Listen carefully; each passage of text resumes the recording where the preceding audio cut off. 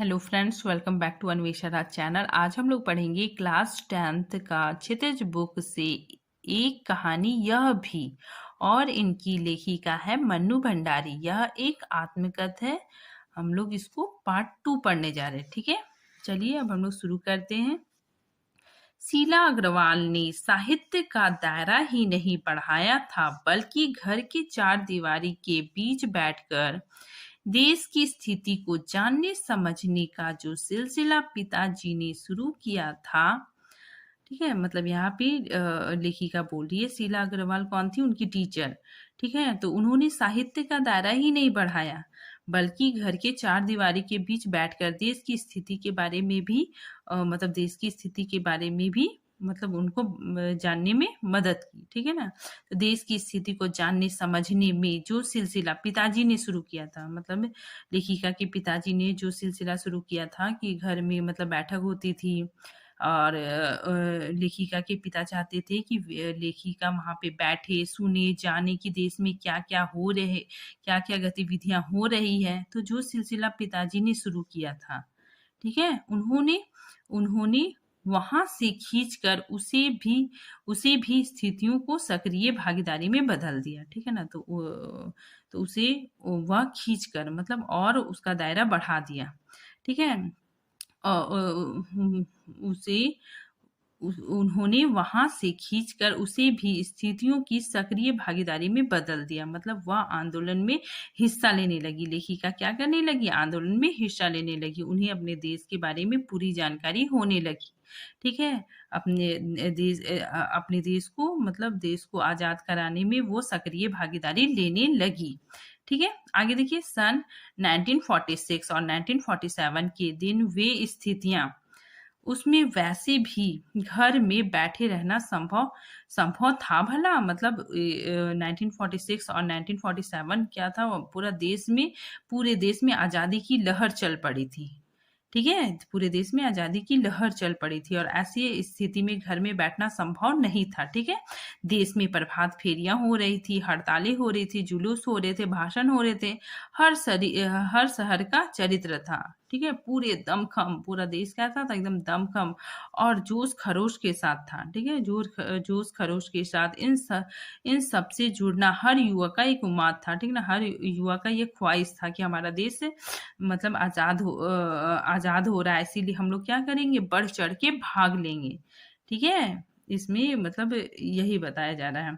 मैं भी युवा थी, लेखिका बोलती, मैं भी युवा थी और शीला अग्रवाल की जोशीले बातों ने रगों में बहते खून को लावा में बदल दिया जाता है। ठीक है, यहाँ पे बता रही है लेखिका कि शीला अग्रवाल की बातों ने हम लोगों को क्या किया था? बहुत जोश भर दिया था। ठीक है, कि हम लोग अपने देश के लिए बढ़ चढ़ के भाग लेंगे। ठीक है, आगे देखिए।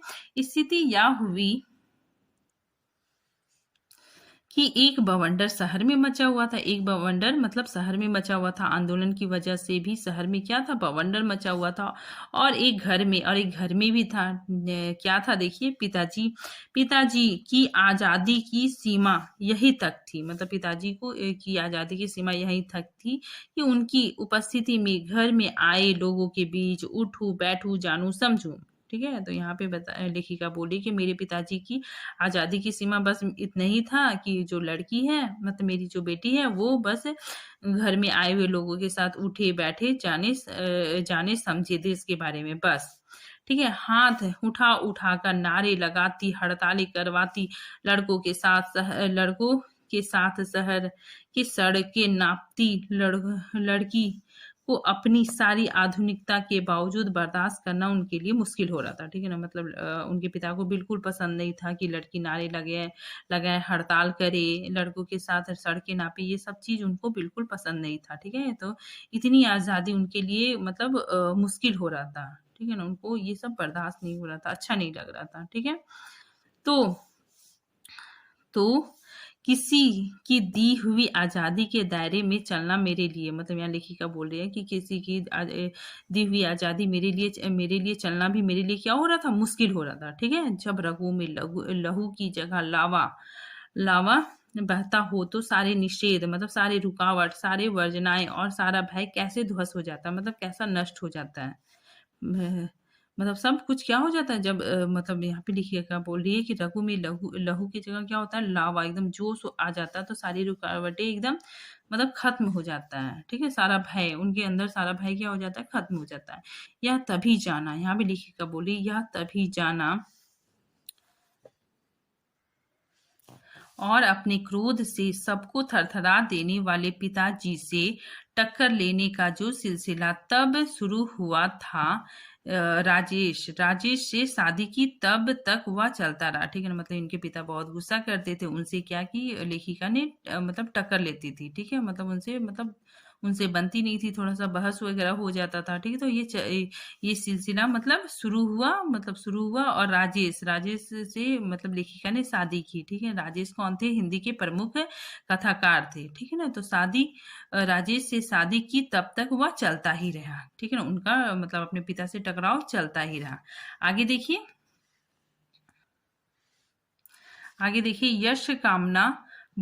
यश कामना बल्कि कहूं कि यश लिप्सा। ठीक है, यश कामना मतलब यश की इच्छा, कहूं या यश लिप्सा। ठीक है ना, यश की लालच। ठीक है, उनके पिताजी में मतलब यश का लालच था। ठीक है, पिताजी की सबसे बड़ी दुर्बलता थी। ठीक है, उनकी कमजोरी थी। ठीक है, उनकी क्या थी? कमजोरी थी। और उनके जीवन की धुरी जीवन की धुरी था यह सिद्धांत। उनके पिताजी का यह सिद्धांत था कि क्या था? देखिए, व्यक्ति को कुछ विशिष्ट बनकर जीना चाहिए। व्यक्ति को कैसा रहना चाहिए? कुछ विशिष्ट बन के जीना चाहिए। कुछ ऐसे काम करने चाहिए कि समाज में उनका नाम हो। ठीक है ना, मतलब ऐसा काम करना चाहिए कि समाज में उनका नाम हो, सम्मान हो, प्रतिष्ठा हो, वर्चस्व हो। ठीक है, वर्चस्व मतलब दबदबा बना रहे। ठीक है, तो मतलब उनके पिताजी का मतलब ऐसा मानना था कि हमें ऐसा जीवन जीना चाहिए जिसमें क्या हो? मान प्रतिष्ठा सब कुछ हो, वर्चस्व भी हो। ठीक है, इसके चलते ही मैं दो एक बार उनके कोप मतलब क्या होता है? उनके क्रोध से बच गई। एक बार कॉलेज से प्रिंसिपल का पत्र आया कि पिताजी आकर मिले और हम बताएं कि मेरी गतिविधियों के कारण मेरे खिलाफ अनुशासनात्मक कार्रवाई क्यों ना की जाए। ठीक है, मतलब एक बार कॉलेज से पत्र आया। ठीक है, तो पत्र आया तो पत्र पढ़ते ही मतलब पत्र जब उनके पिताजी पढ़े तो क्या हो गया? आग बबूला हो गए, बहुत गुस्सा हो गए। ठीक है, और क्या बोलते हैं सुनिए, यह लड़की मुझे कहीं मुंह दिखाने लायक नहीं रखेगी। पता नहीं क्या क्या सुनना पड़ेगा वहां जाकर। 4 बच्चे पहले भी पढ़े, किसी ने ये दिन नहीं दिखाया। ठीक है, उनके पापा बहुत गुस्सा कर रहे कि लेटर आ गया कॉलेज से, अब हमको जाके मिलना पड़ेगा, इसकी प्रिंसिपल पता नहीं क्या क्या बोलेगी। ठीक है, गुस्से से भन्नाते हुए ही वे गए। ठीक है ना, गुस्सा से मतलब बड़बड़ाते हुए गए। ठीक है, लौटकर क्या कहर बरपा होगा यह अनुमान था। यहाँ पे लेखिका को पता चल गया कि अब लौटेंगे तो और गुस्सा करेंगे। सो मैं पड़ोस के एक मित्र के यहाँ जाकर बैठ गई। इसीलिए लेखिका ने क्या किया? पड़ोस में जाके वहां पे बैठ गई। माँ से कह दिया था कि लौटकर बहुत कुछ गुबार गुबार निकल जाए, मतलब पापा का सारा गुस्सा निकल जाएगा तब मुझको बुलाना। ठीक है, लेकिन जब माँ ने आकर कहा कि वे तो खुश ही है, वो तुम्हारे पापा क्या है? बहुत खुश हैं। चली चल, अब चलो। ठीक है, तो विश्वास नहीं हुआ। लेखिका बोल रही कि मुझे तो विश्वास ही नहीं। गई तो सही लेकिन डरते डरते। मैं कैसे गई? बहुत डरते डरते गई। सारे कॉलेज की लड़की, हाँ आगे हम लोग देखते हैं। आगे देखिए, उनके पापा क्या बोलते कि सारी कॉलेज की लड़कियों पर इतना रौब है तेरा। ठीक है, मतलब उनके पापा लेखिका से बोल रहे हैं सारा कॉलेज तुम 3 लड़कियों की सारी पर चल रहा है। प्रिंसिपल बहुत परेशान थी। ठीक है, उनके पापा बोल रहे कि प्रिंसिपल बहुत परेशान थी और बार बार आग्रह कर रही थी कि मैं तुझे घर पर बिठा लूं।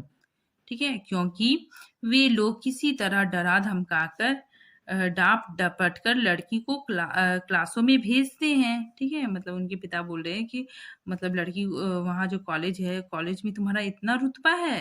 ठीक है, और आगे बता रहे हैं मतलब उनके पापा बोल रहे हैं कि वे लोग कौन? मतलब कॉलेज के जितने सारे लोग हैं किसी तरह डरा धमका कर डांट डपट कर लड़कियों को क्लास में भेजते हैं। भेजते हैं और अगर तुम लोग एक इशारा कर दो कि क्लास छोड़कर बाहर आ जाओ तो सारी लड़कियां निकलकर मैदान में जमा होकर नारे लगाने लगती है। तुम लोगों के मारे कॉलेज चलना मुश्किल हो गया है, ठीक है ना। मतलब तुम लोग इतना अपना छवि बना दिए हो कि तुम लोग के एक इशारे से सारा कॉलेज खाली हो जाता है, ठीक है। इसमें उसके पिता यही बोल रहे हैं उन लोगों के लिए, ठीक है। तुम लोगों के मारे कॉलेज चलाना मुश्किल हो गया है उन लोगों के लिए, ठीक है, कॉलेज वालों के लिए। कहाँ कहा तो जाते समय पिताजी मुंह दिखाने से घबरा रहे थे। मतलब जाने टाइम तो बोल रहे थे कि मुझे मुंह दिखाने का लायक नहीं छोड़ा। अब कहाँ बड़े गर्व से कहकर आए कि अब वहां पे बहुत गर्व से उनके पापा कॉलेज में क्या बोल रहे हैं, देखिए। या तो पूरे देश की पुकार है, ठीक है ना। या तो क्या है, पूरे देश की पुकार है, इस पर कोई कैसे रोक लगा सकता है भला, ठीक है। मतलब उनके पापा बोलते हैं वहां पे कॉलेज में। बेहद गदगद स्वर में पिताजी यह सब सुनाते रहे, ठीक है। उनके पिताजी ये सब सारा सुना रहे हैं और मैं अवाक अवाक मतलब मैं एकदम आश्चर्य से, ठीक है ना, एकदम भौचक से सुनती रही। मैं अवाक रह गई, ठीक है। मुझे ना अपनी आंखों पे विश्वास हो रहा था ना अपने कानों पे, ठीक है, पर यह हकीकत था, ठीक। आगे देखिए, एक एक घटना और। आजाद हिंद फौज के मुकदमे का सिलसिला था।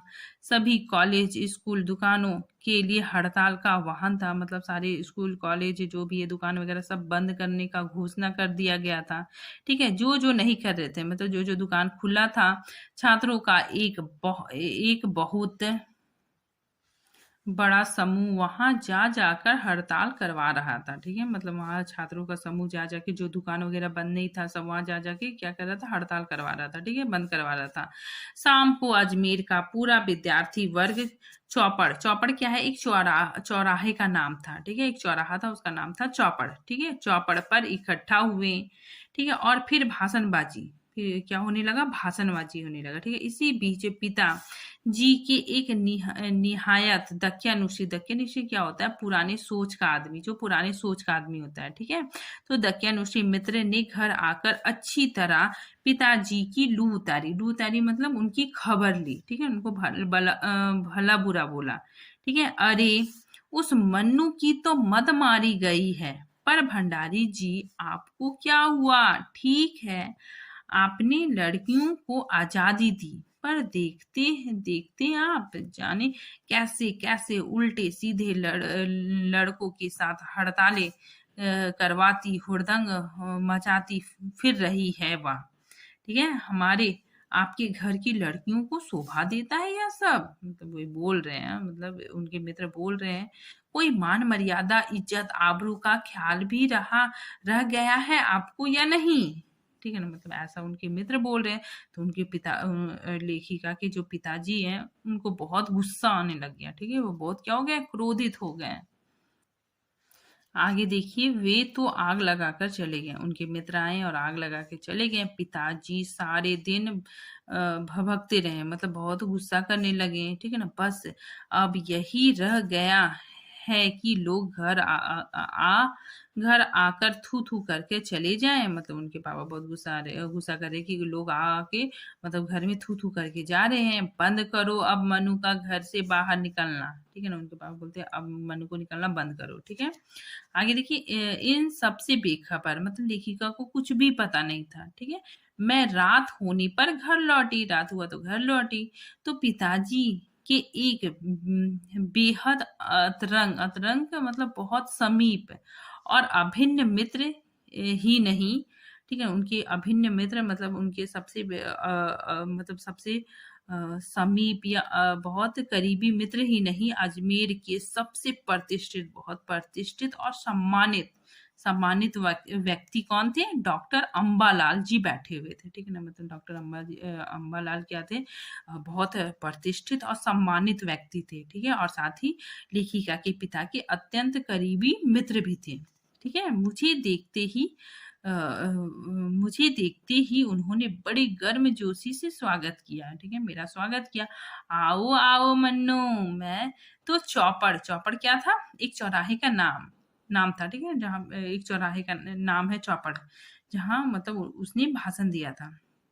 तो यहाँ पे अम्बालाल जी बोल रहे हैं, मैं तो चौपड़ पर तुम्हारा भाषण सुनते ही सीधा भंडारी जी को बधाई देने चला आया। ठीक है, I am proud of you बेटा, मुझे तुम पे गर्व है। ठीक है, I am proud of you. ठीक है, मुझे तुम पे गर्व है। क्या तुम घर में घुसे रहते हो भंडारी जी? घर से निकला भी करो। ठीक है, यू हैव मिस समथिंग, तुमने कुछ मिस कर दिया, तुमने कुछ खो दिया, मिस किया। और वे धुआंधार तारीफ करने लगे, मतलब वे बहुत तारीफ करने लगे। वे बोलते जा रहे थे। पिताजी के चेहरे का संतोष धीरे धीरे गर्व में बदलता जा रहा था। ठीक है, मतलब पिताजी तो पहले गुस्सा थे, अब उनका मतलब अब उसकी बेटी की तारीफ हो रही है। ठीक है ना, तो क्या हो रहा है कि वो धीरे धीरे गर्व में बदलता जा रहा है, उनको बहुत अच्छा लग रहा है।